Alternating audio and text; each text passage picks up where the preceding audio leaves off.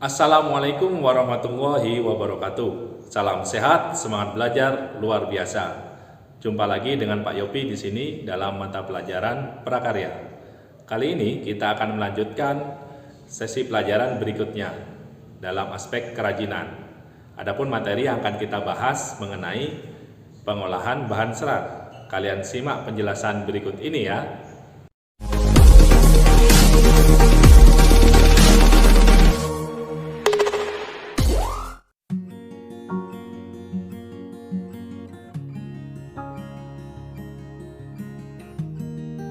Bismillahirrahmanirrahim. Assalamualaikum warahmatullahi wabarakatuh. Selamat berjumpa kembali dengan Bapak Yopi dalam mata pelajaran prakarya. Pada pembahasan kali ini, kita akan mempelajari bagaimana proses pengolahan bahan serat menjadi sebuah produk yang bisa kita gunakan. Selain itu, kalian juga diharapkan semakin menghargai dan mensyukuri hasil kerajinan yang ada di sekitar kita. Baik, Bapak mulai dari pengolahan stapel atau wol. Di sini contohnya adalah bulu domba. Ketika bulu domba diambil, biasanya dombanya tidak perlu untuk disembelih. Cukup dicukur bulunya saja. Setelah dicukur bulunya, dikumpulkan lalu dipilih yang bagus. Setelah dipilih yang bagus melalui proses penyopiran, langkah berikutnya adalah dicuci yang bersih supaya putih. Setelah dicuci bersih, kemudian dikeringkan. Setelah bulu tadi dikeringkan, proses berikutnya adalah dipintal menjadi sebuah benang. Dari benang ini tadi, kemudian diproduksi menjadi sebuah produk yang bisa dimanfaatkan. Entah itu dirajut menjadi sebuah sweater, atau ditenun menjadi sebuah kain, dan sebagainya. Itulah sedikit gambaran mengenai pengolahan stapel atau wol. Contoh berikutnya adalah pengolahan bahan serat alam yang berasal dari tanaman, yaitu contohnya enceng gondok. Yang pertama, enceng gondok dipisahkan antara batang dan daunnya. Kita ambil batangnya. Batang yang sudah dipisahkan tadi lalu dikeringkan. Setelah batang dikeringkan, lalu dianyam untuk dibuat suatu produk kerajinan, seperti produk kerajinan tas, dompet, taplak meja, dan lain sebagainya.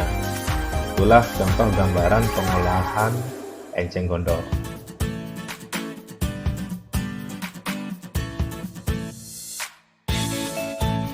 Setelah tadi kita memperhatikan ilustrasi pengolahan bahan serat, selanjutnya kita bahas proses pengolahan bahan serat yang akan dijadikan bahan baku tekstil, baik secara manual tradisional dengan tangan ataupun secara modern. Adapun prosesnya adalah sebagai berikut.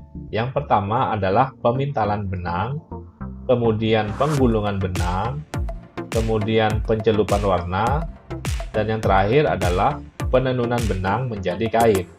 Setelah ini kita akan membahasnya satu persatu.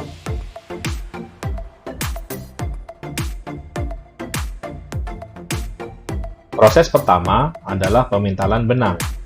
Contohnya di sini adalah pemintalan kapas menjadi benang, baik secara tradisional menggunakan tangan dan juga menggunakan alat sederhana seperti pada gambar sebelah kiri, maupun pemintalan benang secara modern menggunakan mesin seperti pada gambar sebelah kanan.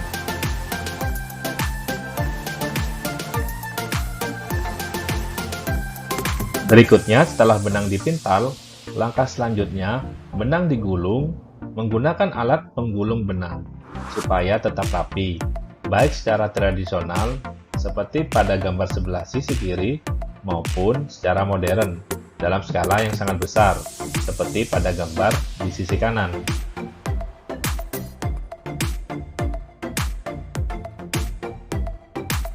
Setelah benang digulung, agar produk lebih menarik, selanjutnya benang tersebut dicelupkan ke dalam cairan warna seperti yang ada pada gambar.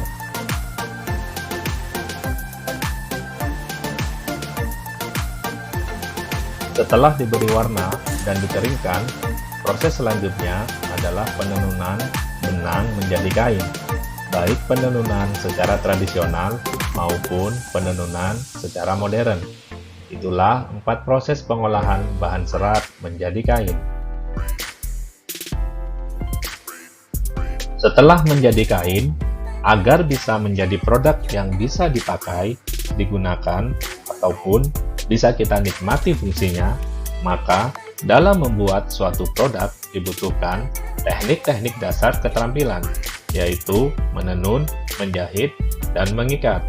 Adapun teknik menenun adalah menggunakan alat spanram atau bingkai yang direntangkan benang-benang lungsi sebagai jalur jalannya benang tenunan atau pakan.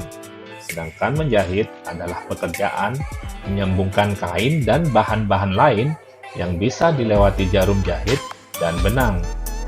Dan mengikat adalah teknik menyatukan dua benang atau lebih membentuk ikatan yang diinginkan. Mengikat dapat pula diartikan menyatukan helaian kain yang satu dengan lainnya menggunakan alat pengikat untuk membuat pola tertentu yang bisa serupa simpul ataupun pola warna. Dalam pembuatan produk kerajinan, kita juga perlu memahami syarat-syarat perancangan benda kerajinan, yaitu yang pertama adalah syarat kegunaan atau utility. Benda kerajinan harus mengutamakan nilai praktis, yaitu dapat digunakan sesuai dengan fungsi dan kebutuhan, contohnya baju atau pakaian. Syarat yang kedua adalah kenyamanan atau comfortable. Benda kerajinan harus menyenangkan dan memberi kenyamanan bagi pemakainya, contohnya adanya pegangan pada tas. Syarat yang ketiga adalah keluasan atau flexibility. Benda kerajinan harus memiliki keserasian antara bentuk dan wujud benda dengan nilai gunanya. Contoh, sepatu sesuai dengan anatomi dan ukuran kaki. Syarat yang keempat adalah keamanan atau safety. Benda kerajinan tidak boleh membahayakan pemakainya. Contoh, keset dari sabut kelapa dibuat tidak melukai penggunanya. Dan syarat yang terakhir adalah keindahan atau estetik. Benda yang indah mempunyai daya tarik lebih dibandingkan benda yang biasa-biasa saja. Keindahan sebuah benda dapat dilihat dari beberapa hal, di antaranya dari bentuk, hiasan atau ornamen, dan juga dari bahan bakunya. Contohnya, adanya ragam corak pada kain. Itulah syarat-syarat perancangan dari benda kerajinan. Demikian penjelasan Bapak tentang pengolahan bahan serat. Sekian dan terima kasih, semoga bermanfaat.